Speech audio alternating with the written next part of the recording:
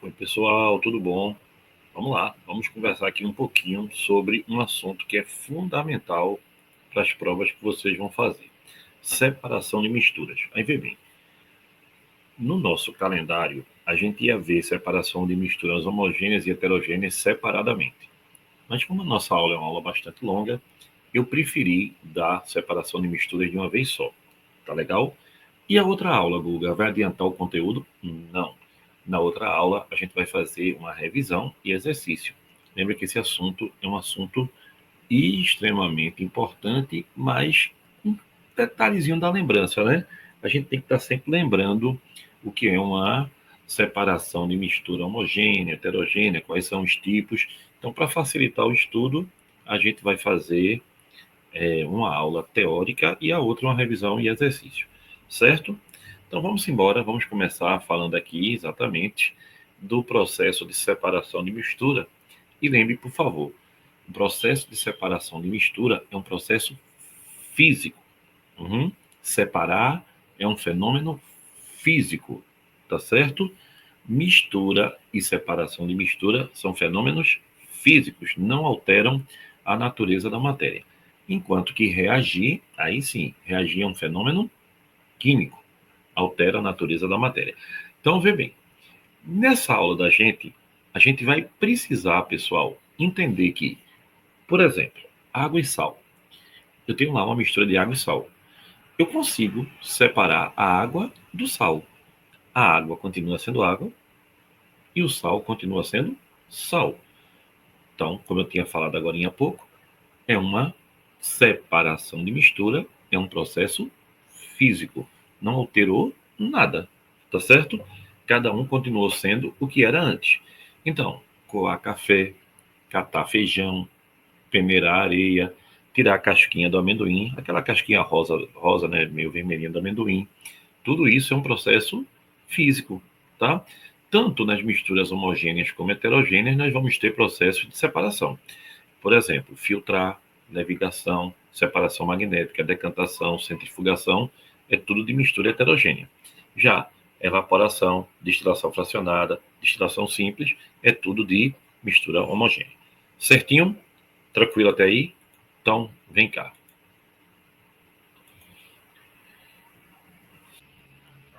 Então, vamos lá, pessoal. Vamos ver aqui, passo a passo, de cada uma dessas separações que a gente precisa conhecer bem direitinho. Vamos embora?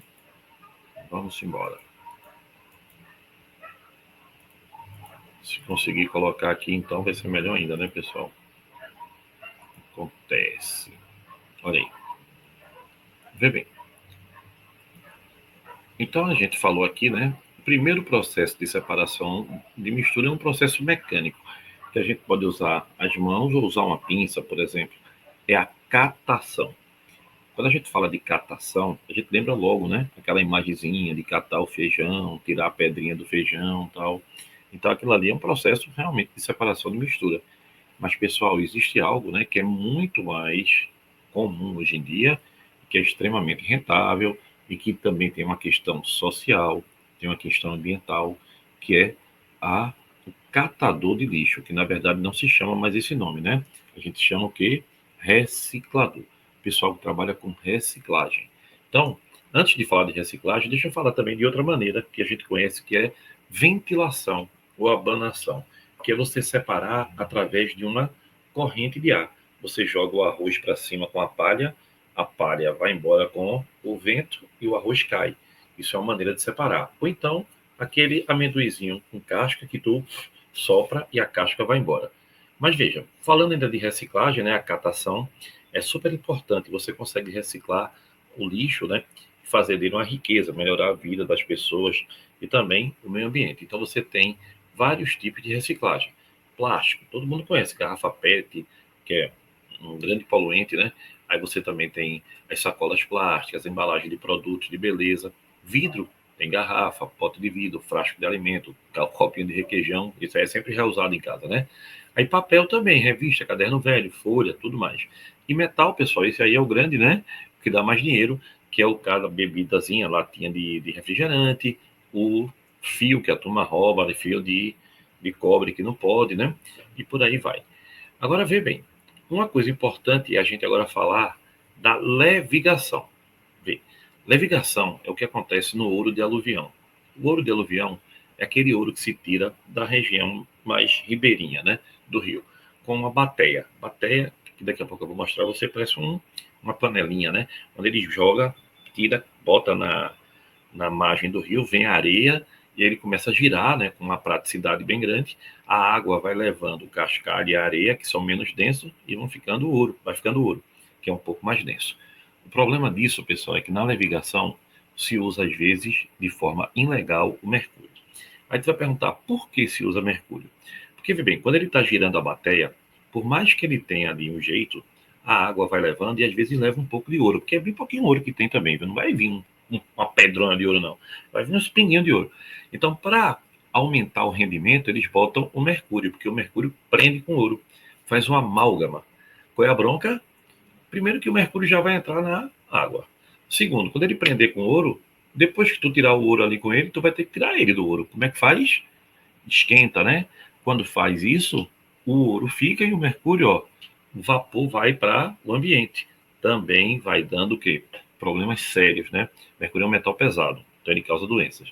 Então aí, ó, a gente vai ter a levigação quando tem uma corrente d'água passando e a diferença de densidade. A água leva o que é mais leve e deixa o ouro que é mais pesado. Já peneiração ou tamização, eu tenho uma peneira mesmo, uma peneira, essa peneira de cozinha, tá? Você vê também na construção, ela é grandona, né? Então, a peneiração, a tamização, você também separa sólidos que têm tamanhos diferentes. Vão ter que ter um grão maior e um grão menor, senão não rola, né? Então, vê, pessoal, vamos falar aqui agora, para tu dar uma olhadinha, como é que funciona essa questão da... Olha aqui, que bonitinho, ó. É isso aqui que a gente tem na retirada do ouro. Mas veja, tem um videozinho aqui que vai nos ajudar bastante. Vê que bonitinho. Estão prontos?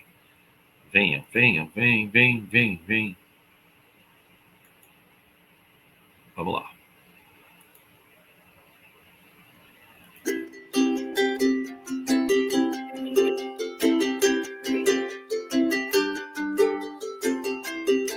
Você vai ver só o tanto de ouro que sai. Ouro fino, mas olha, é de punhado. Tem bastante, né? E olha o baterião quando aqui da anta fez lá. Aí, ó. Aí, ó.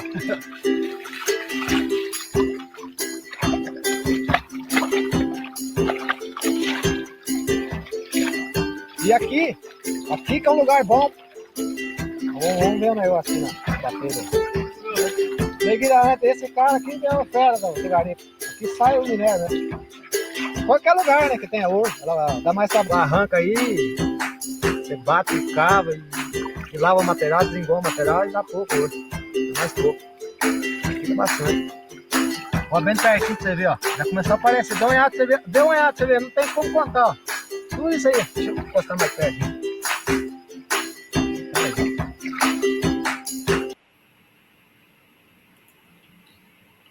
Vice, como é que tira o ouro? É, pessoal, é ouro assim de aluvião. É bem pouquinho, né? O problema é o grande garimpo. Sim, mas eu falei também do que quando acontecia a questão do mercúrio, que o mercúrio aumentava a densidade, né? Porque ele prendia com ouro, aumentando a densidade. Bora ver? Bora, vem, vamos embora de novo. Deixa eu colocar aqui outro videozinho para tu.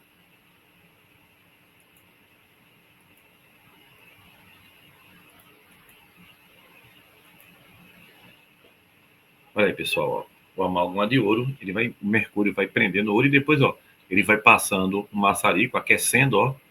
Olha aí, ó, o ouro vai saindo, ó, como se fosse uma folha, e o mercúrio vai ficando ali, ó, a bolinha de mercúrio, ó. Vê como ela prende no ouro, tá notando? Vai fazendo uma amálgamazinho, ó. Só que agora você tá prendendo, né? Mas depois você vai ter que fazer o quê? Depois você vai ter que separar, aquecendo de novo. Aí o ponto de ebulição do mercúrio é menor, ele sai. Mas olha, pessoal, como ele prende com ouro. É muito, muito interessante. Muito interessante. Então, isso faz com que o ouro que está ali, aquele espinhinho de ouro, prenda, aumente a densidade. Não é legal? Então, lembrar que isso é um fato importante, tá? Agora, veja, ainda falando de ouro, a gente agora vai falar de algo que é bem importantezinho, que é o garimpo ilegal. Aí, pessoal, aí é bronca. Vamos ver aqui como é que a gente vai ver essa questão de garimpo ilegal para a gente conversar aqui rapidamente. Deixa eu colocar aqui a matériazinha, porque estava lá, mas não deu. Vamos lá.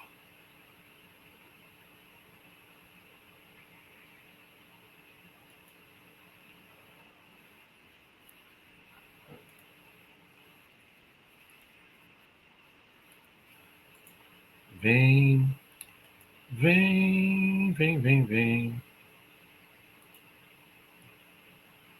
Vamos lá.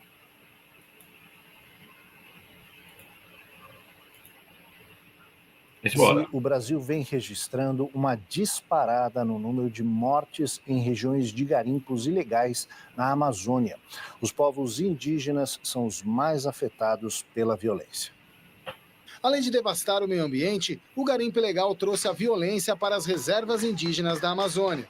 Desde 2013, as taxas de homicídio aumentaram cerca de 20% nas terras demarcadas e unidades de conservação onde existe ouro, em comparação com municípios onde a extração do metal é legalizada. Foram em média 8 mortes a mais para cada 1.000 habitantes.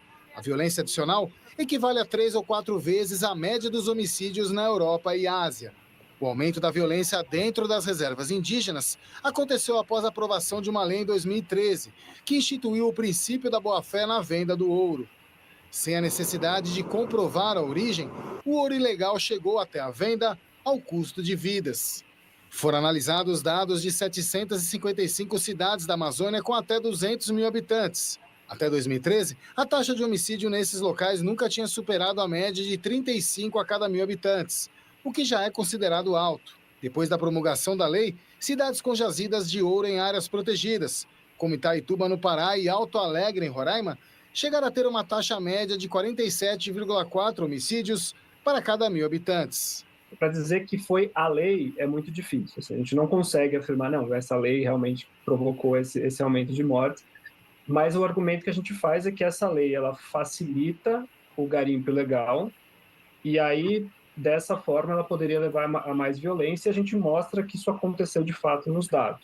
A pesquisa usou dados referentes até o ano de 2019 e não abrangeu os outros anos da gestão Bolsonaro. Mas um levantamento do Conselho Indigenista Missionário revela que entre 2020 e 2021 houve uma disparada no número de casos de violência contra indígenas em áreas de garimpo ilegal. Em 2020 foram registrados 304 ataques, sendo 182 assassinatos. Já em 2021 foram 355 casos de violência, maior índice desde 2013, que inclui 176 homicídios. Não só um crescimento numérico, né, como também um crescimento no requinte da violência. Na esfera federal, é muito forte a fala de um presidente, de um ministro, né? O que ele diz é o que as pessoas lá na ponta vão fazer 3 vezes mais do que eles ouviram. Pessoal, lamentável, né? A gente vê aí a situação. Já foi pior, né? Mas ainda está muito ruim. Então vamos embora, vamos falar aí o que nos importa. Mas só para você ter uma ideia de como essa questão do ouro é sério. O princípio da boa-fé é que é como se o cara pode vender o ouro de onde ele estiver lá e você não precisa perguntar para ele de onde é o ouro, entendeu? Ele diz, não, tirei ali de uma jazida tal, não precisa provar, ele pode tirar de onde ele quiser. O princípio da boa-fé no Brasil é brincadeira, né? Mas vamos embora. Vamos embora. Olha aí. Vê bem, pessoal. Agora a gente vai ter flotação. O que é flotação? Flotação vem de flutuar, tá? Sólidos com densidades muito diferentes. Então, adição de um líquido, por exemplo, areia e pó de madeira, chamado pó de serra, né? Quando você coloca, a areia vai para o fundo e o pó de serra, que é menos denso, flutua. Então, isso é que a gente chama de flotação, tá? Quando você tem 2 líquidos com densidades muito diferentes, pó de madeira e areia. Pó de serra, no caso, né? E a separação magnética. A separação magnética, a gente parte do princípio que uma delas é atraída pelo ímã e a outra não é atraída pelo ímã. Quem é atraída pelo ímã, a gente diz que é paramagnético ou ferromagnético. Quem não é atraído pelo ímã é diamagnético. Então, quando você mistura areia, por exemplo, com ferro, dá para catar? Pô, pessoal, não é uma boa ideia não, né? Então passa o ímã vem. O que é importante a gente lembrar? Existem já espumas magnéticas. E essas espumas magnéticas são colocadas quando, por exemplo, vaza petróleo no rio, ou no mar, né? No rio não, no mar. E aí bota sobre o petróleo e depois passa um ímã e vai puxando. Também é muito bom quando os animais, né? Quando tem um desastre desse, os animais, né, ficam cheios de petróleo. Aí eles passam o quê? Eles passam também a espuma magnética e o ímã vai tirando. Melhora muito a retirada desse material. Outros processos aqui, ó, dissolução fracionada. Pessoal, tudo que for fracionado vai dar mais de uma parte. Fração são partes, né? Então, vê bem, você coloca, por exemplo, areia e sal. Uma dessas partes, uma dessas frações é solúvel em água, o sal, a outra não. Então você coloca um líquido que vai dissolver o sal e não vai, logicamente, dissolver na areia. Então você escorre, tira a água e o sal e já separou a areia. E a água e sal você tira por outro método. Então são sólidos com solubilidades distintas, diferentes, tá? No líquido, ele é apenas solúvel em um deles. Você coloca na mistura e com isso você consegue fazer uma fração, misturar, outra não. Outra bem importante é a decantação. Decantação é um método de misturas heterogêneas, tá? Decantar, a gente já sabe que pode ser sólido e líquido e líquido e sólido e gás. É, exatamente. Como é que pode ser sólido e gás? Calma. Sólido e líquido é quando você bota água e areia. Aí a areia, ó, ou o barro, ele decanta. Aí você separa por uma sinfonação, que é quando tem um tubo com diferentes densidades. E a outra é quando você tem dois líquidos immiscíveis, água e óleo, ou tem aí, você consegue fazer por um funil de separação, funil de decantação, funil de bromo, que é o mesmo nome, né? Onde você separa um do outro por um processo de decantação. Agora, cuidado com esse detalhe aqui, tá certo? Que é importantíssimo.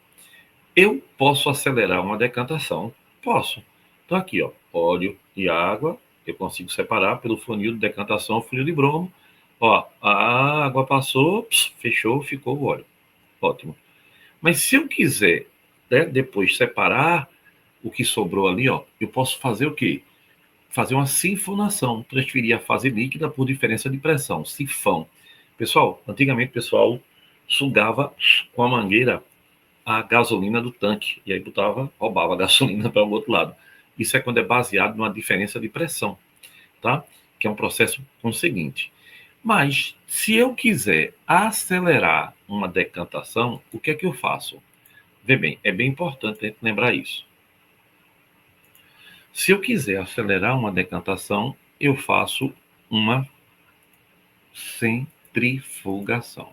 Exatamente. Então, a centrifugação é a maneira que a gente tem de acelerar uma decantação. Legal? Então, como é que eu acelero uma decantação, pessoal? Centrifugando. Quem me dá um exemplo de uma centrifugação? Por exemplo, você faz exame de sangue. Tira lá o sangue, não é? Quando você faz exame de sangue, o sangue é um colóide, né? Então, você coloca ele numa centrífuga e aí, ó, a centrífuga empurra a fase sólida para baixo e a fase líquida sobre nada. Então, ó, decantação, não é isso que a gente acabou de ver? Então, aqui, ó, bota na centrífuga, ó, vai começar a girar, vai, gira, e, ó, centrífuga também bem velhinha, mas bonitinha. E aí, ó, lá dentro, ó, a força centrífuga empurra o que é mais denso para baixo, e aí você faz a separação, tá? Que é uma decantação acelerada. Então, a centrifugação é uma decantação acelerada. Não é legal, pessoal? Então, como é que eu acelero? Também tem centrífuga em casa, né? Na lavadora para secar mais rápido. Então, olha aí, ó, a centrifugação é uma decantação acelerada, tá? Agora, a filtração, você tem, por exemplo, a filtração de sólido e gás. O que é isso aqui? É um aspirador de pó, também chamado de câmara de poeira. Sim, Guga, mas tu falasse que tinha decantação de sólido em gás. E tem. Sólido em gás é quando você tem, por exemplo, a poeira do ar no móvel, quando você passa a mão, né? A poeira decantou no ar. Então, sólido em gás. Então, decantação pode ser sólido e líquido, pode, né? Água e areia, por exemplo. Pode ser líquido e líquido, água e óleo, e pode ser sólido e gás, poeira e ar. Filtração simples, tá? Você vai ter uma filtração simples, sólido e líquido, o sólido fica retido, o líquido passa, fazer café, né? E filtração a vácuo. O que é filtração a vácuo? Pessoal, do jeito que a decantação acelera, do jeito que a decantação é acelerada pela centrifugação, do jeito que a decantação pode ser acelerada pela centrifugação, a filtração também pode ser acelerada pela filtração a vácuo. Com esse aparelhozinho lindo aqui, ó, que você vai ter Kitasato, com a saída lateral onde você bota a mangueira, funil de Buchner, e aqui essa mangueira vai dar uma bomba de vácuo. Vai dar uma diferença grande de pressão, e aí aqui embaixo vai estar quase sem nenhuma pressão, né? Aí o ar, pum, empurra todo o líquido para baixo numa filtração mais rápida. Então, como é que eu acelero a filtração? Com a filtração a vácuo, tá? Como é que eu acelero a decantação? Com a centrifugação. São processos diferentes, né? Mas são processos que se aceleram a partir desses processozinhos que a gente está vendo aqui. Tranquilo? Então, vamos lá.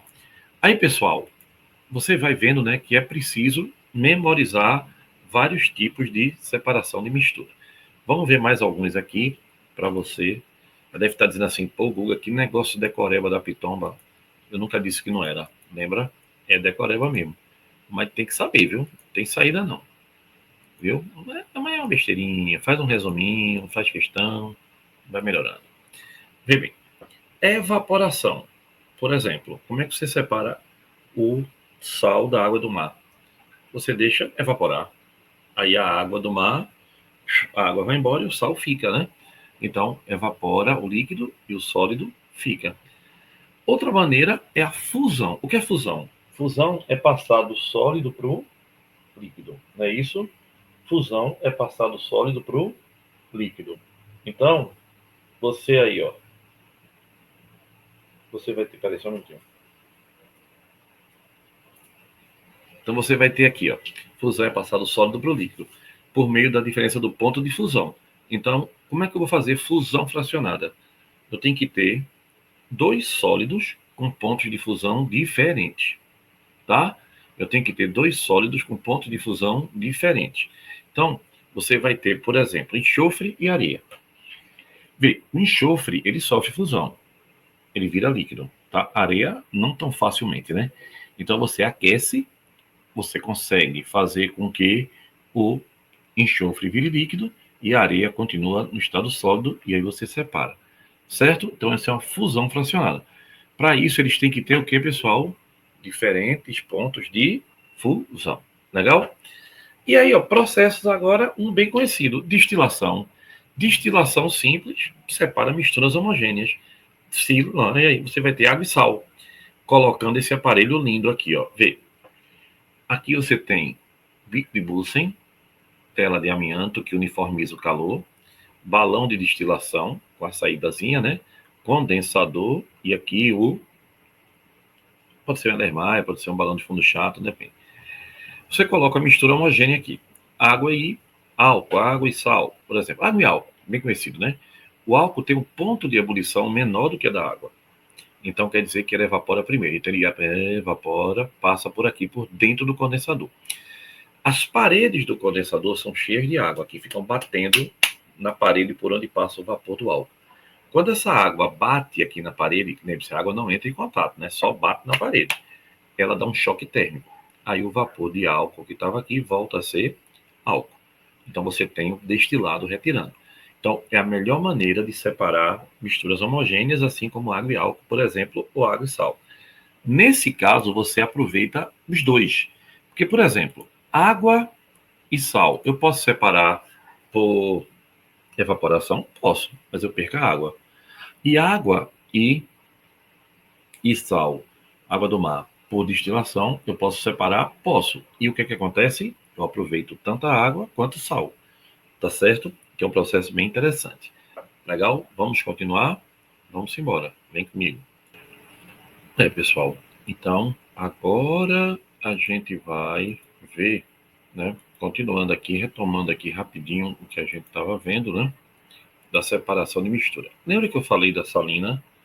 Quando eu estava falando da destilação, antes eu falei da salina, que é uma separação de mistura por evaporação. E é bem interessante a gente também perceber isso aqui. Vê? É rapidinho, tá? Vamos ver como é que fica aqui para a gente analisar essa pegada. Vem comigo. Conhecido como cloreto de sódio. O cloreto de sódio, o ponto ideal de concentração de cristalização, ele fica em torno de 26 a 25 graus Balmer. Quanto mais graus ele tem, mais a água é mais grossa, em termos gerais, e mais sais estão concentrados. E dentre estes sais está o cloreto de sódio.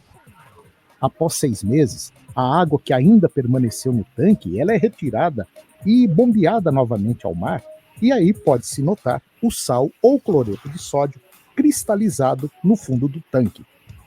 Essa camada de sal tem 30 centímetros de espessura e é como se fosse uma camada de concreto muito dura.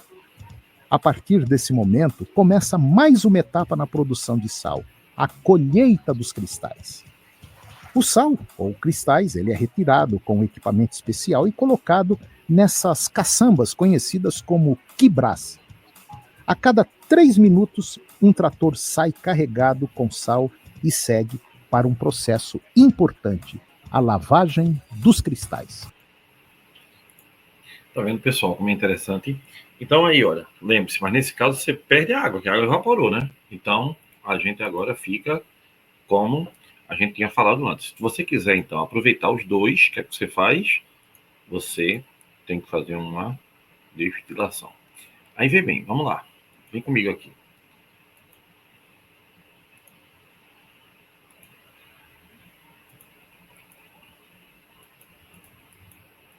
Olha. Vê, pessoal. Aí quando a gente fala da destilação, ó, aqui ó, tem um vídeo de uma destilaçãozinha, tá vendo?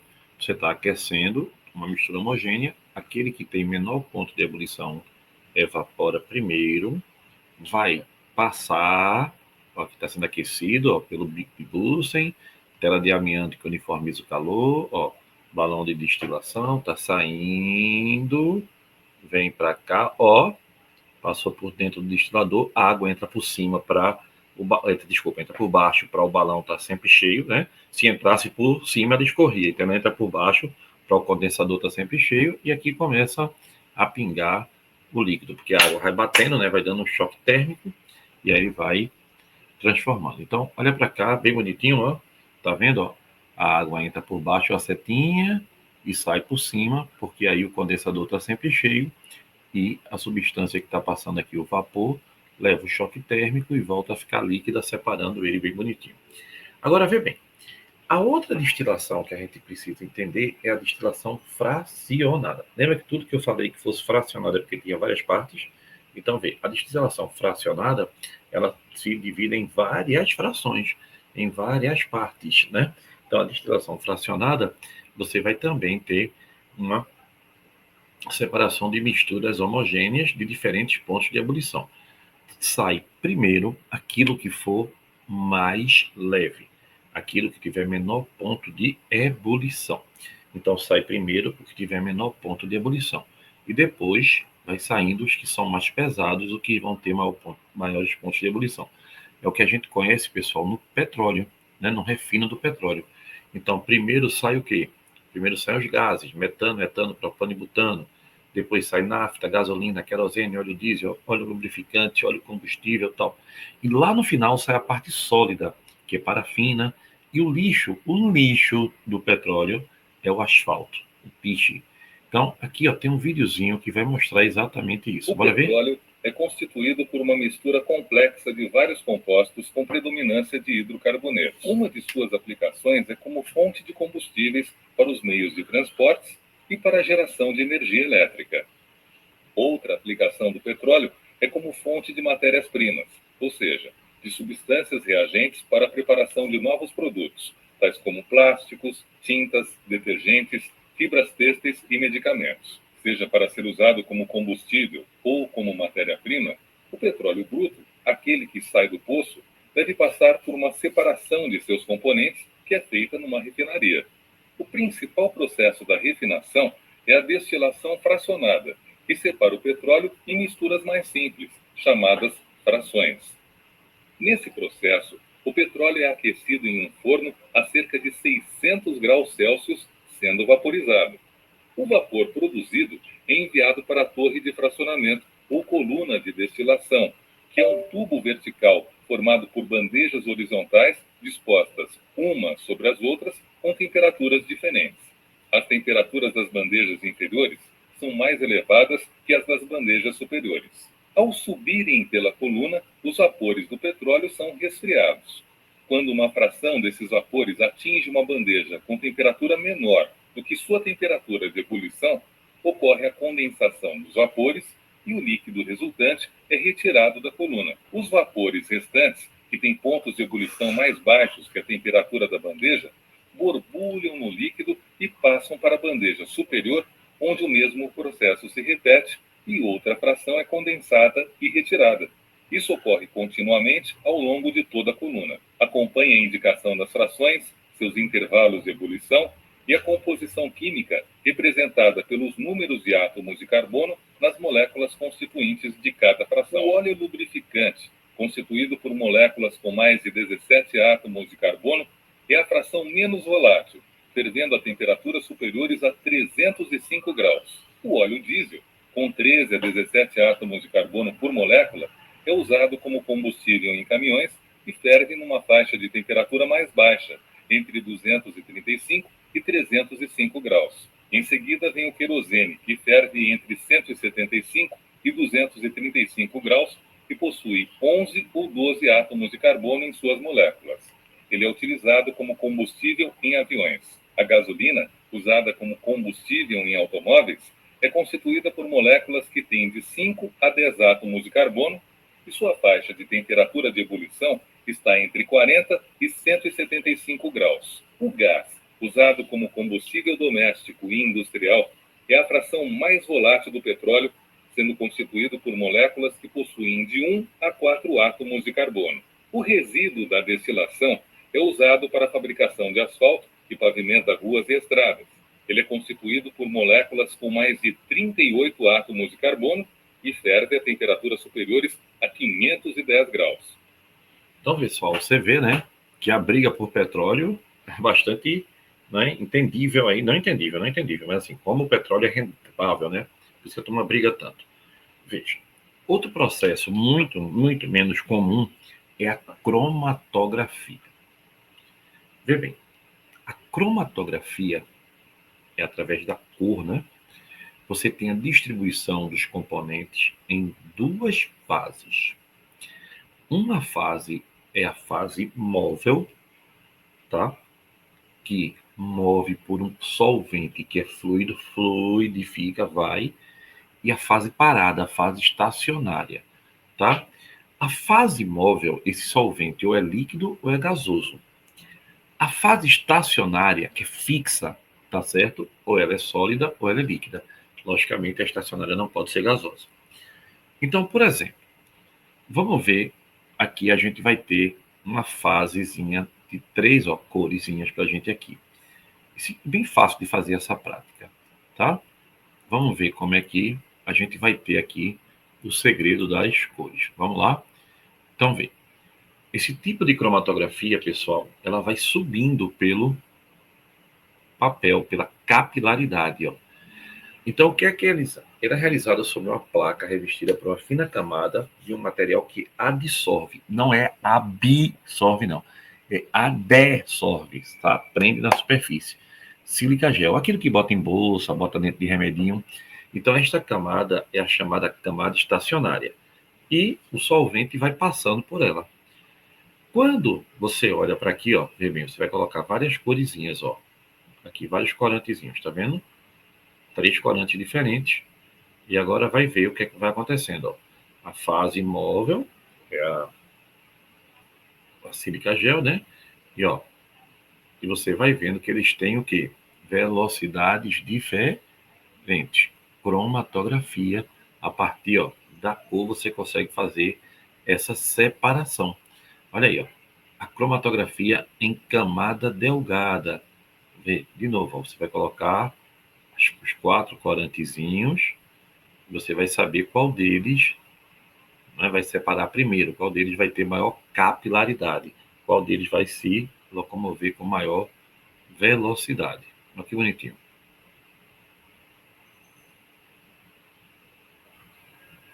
Tá tudo aqui sobre a luz ultravioleta, né, pessoal? E olha que bonitinho, ó. Então, ela separa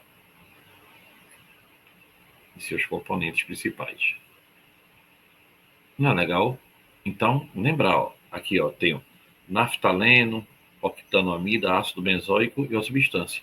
Então, ela permite identificar substâncias. Basta lembrar, pessoal, que essas manchas que ocorrem, tá? Ou você vai vendo elas passarem juntamente, elas são formadas pela mesma substância. Tá certo? Aqui, ó. Então, aqui, ó, primeiro para o naftaleno, aqui, ó, a octanamida, aqui o ácido benzoico, uma substância X. Aí vou ver bem. Outra maneira, sim, eu sei, você quer uma explicação mais detalhada, né, da cromatografia. Vamos lá, deixa eu te explicar melhor, que eu vou explicar direitinho. Vê. A primeira pergunta que você me faz é, Guga, o que é cromatografia? Que eu não entendi bem. Eu vi lá que as cores vão passando, tem uma fase fixa, uma fase tal. É um método de separação de misturas. Ó, novidade, né? Mas ela é baseada na diferença de afinidade. Gostar ou não gostar, assim, entre aspas, né? Das substâncias de uma mistura por dois modos diferentes, dois materiais diferentes. Uma fase móvel, uma fase estacionária. A fase estacionária é um material que não se move, tá certo? Pode ser, por exemplo, que uma fita de papel, tá? Ou uma colunazinha, né? Já a fase móvel é a substância que vai se mover. Pode ser um líquido ou um gás, lembra? Lembre-se que a fase estacionária não pode ser gás. Então, o que é que a gente faz? O que foi que a gente viu? Imagine que você tem uma mistura de cores, como tinta de canetinha, tá? A cromatografia serve para separar essas cores. Então, a gente define em vários pontos. Primeiro passo, você coloca uma gotinha, lembra que eu fiz ali na prática? Uma gota de tinta preta no fundo de uma tira de papel. Coloque a base dessa tira de papel em um recipiente com água, mas não pode mergulhar a gota, tá? Por capilaridade, a água começa a subir, tá certo? Como se fosse aspirada. Esse nome disso é capilaridade. Enquanto a água sobe, ela vai puxando as substâncias que estão na tinta preta. Algumas substâncias, lembre-se, as cores que formam a tinta preta, elas vão se mover mais rápido e outras mais devagar. Entendeu agora? Quando o processo terminar, você vai ver que a tinta preta se separou em várias cores, como azul, vermelho, amarelo e outras mais. Isso aconteceu porque a água gosta mais de algumas cores e menos de outras. E por que funciona? Porque, pessoal, a separação acontece porque diferentes substâncias, no caso eu dei o exemplo da tinta, têm diferentes propriedades químicas. Algumas gostam mais do papel, da fase estacionária, e outras gostam mais da água, da fase móvel. Polaridade, lembra? Quem gosta mais da água sobe mais rápido. Capilaridade é puxada, né? E quem gosta mais do papel fica para trás. Então, é um método para separar a mistura. No caso da mistura que eu usei, foi qual? A tinta preta. A substância da mistura se separam porque tem diferentes afinidades pela fase móvel e pela fase estacionária. Um exemplo simples é a separação de cores que eu usei da caneta para você entender direitinho. Concorda comigo? Tudo certo até aí? Aí vê, você pode dizer, Guga, cromatografia pode ser também a separação de substâncias na mistura de gases. Vê, vamos pensar em um tipo de cromatografia chamada de cromatografia gasosa. Este método é usado para separar diferentes substâncias presentes na mistura de gás. Imagine que você tem uma mistura de gases, ar comprimido, tá? Contém oxigênio, nitrogênio, CO2. A ideia da cromatografia gasosa é separar esses gases, tá bom? Então, como é que você vai fazer? Dentro da fase estacionária, tá? Alguns gases interagem mais com a fase estacionária, eles grudam mais nela, e outros não. Outros gases interagem menos. Com resultado, por exemplo, o oxigênio pode interagir mais com a fase estacionária e por isso vai demorar mais para passar pela coluna. O dióxido de carbono pode ter uma interação menor, então vai o quê? Passar mais rápido. O outro tem interação média, fica no meio. Então você vai ter o quê, pessoal? Você vai conseguir separar pela diferença de afinidade. Não é legal? Não é muito simples, não, mas é interessante você imaginar que isso acontece, né? Vamos embora? Bora lá, vamos embora. Ó. Puxa, embora, ó. Não é nem fogo. Certo. Quase não ia, né? Pessoal, flotação. O que é flotação? Lembre-se, nesse método da mistura é submetida a uma fonte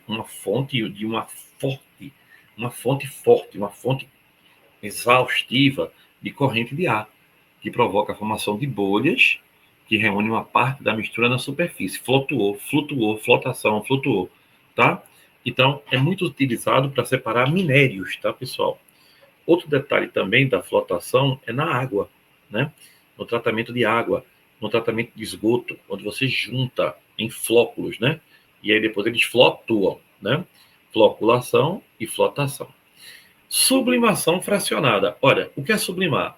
Passar do gasoso, do sólido para o gasoso direto. Então aqui, ó, eu botei umas bolinhas de iodo, pode ser naftalina ou cânfora, e aí eu aqueço, né? Começam a sublimar, passar do sólido para o gasoso. Em cima eu coloco uma placa, pode ser uma placa de vidro de relógio e tal, gelada. Quando o vapor bate, o que é que acontece? Tem um choque térmico, ele volta a solidificar. Aí você, ó, passa um garfinho, né? E separa. Um garfinho é ótimo, né? Aí, ó, tá vendo? Ó? Vai estar ele todo aqui, os cristalzinhos, ó. Você vai lá e só é agora, ó, os cristais.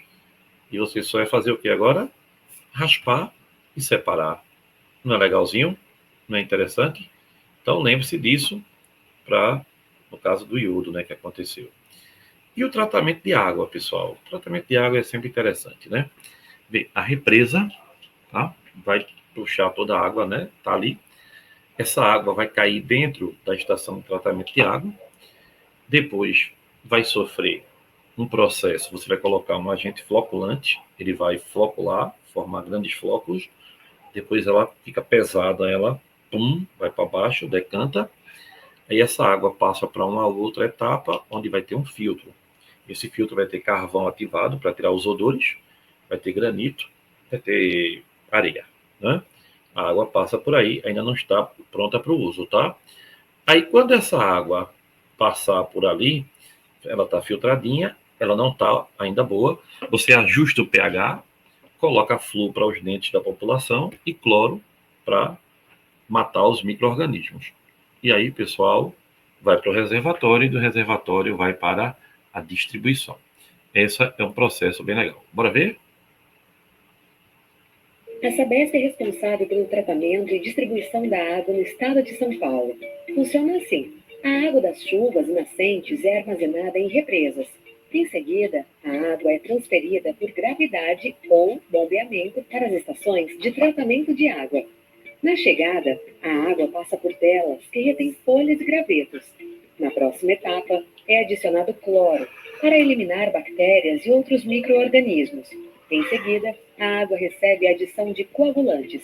Já no tanque de floculação, a água é agitada para que a sujeira forme flocos.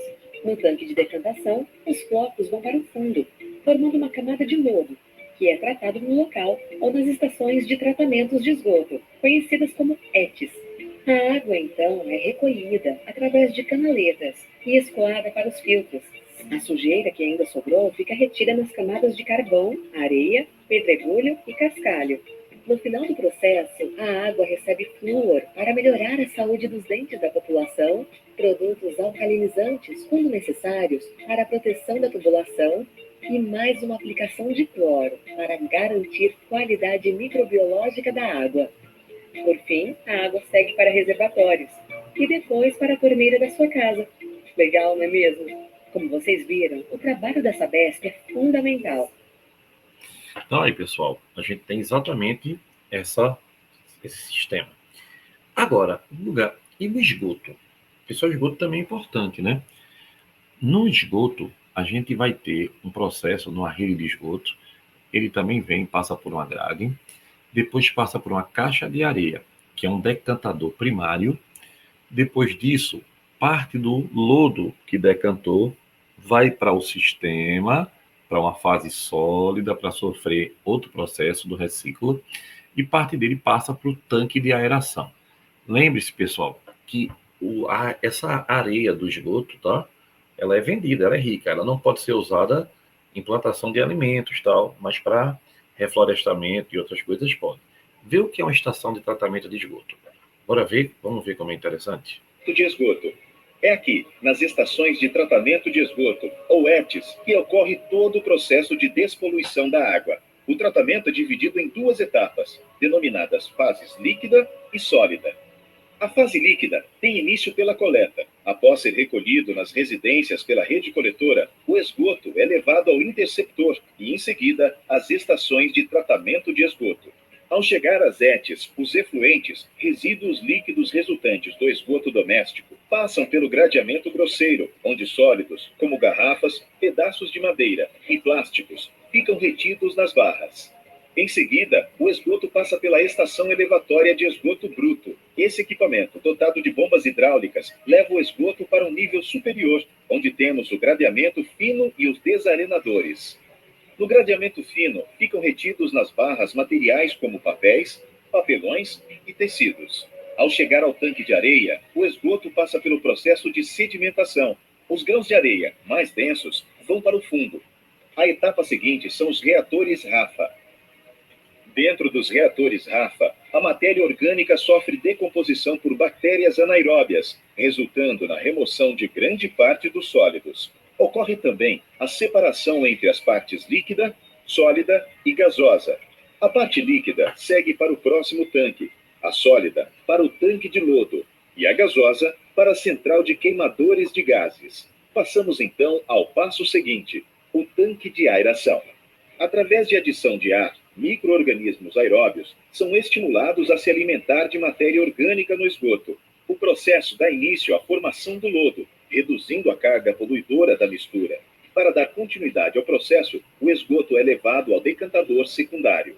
No decantador secundário, o lodo formado anteriormente sedimenta e o efluente segue para a próxima etapa. Com isso, a parte líquida já está 90% livre de impurezas. Seguimos então para a última etapa da fase líquida, a desinfecção ultravioleta.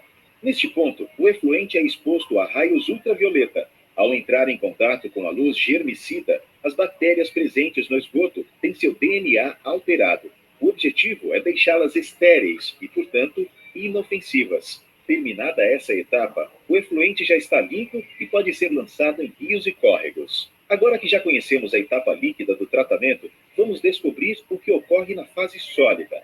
Após passarem pelo tanque de lodo, os efluentes são levados até os adensadores na casa de desidratação. Aqui, em um processo semelhante à decantação, parte da água do lodo é removida. Passa-se então à etapa seguinte, o processo de secagem.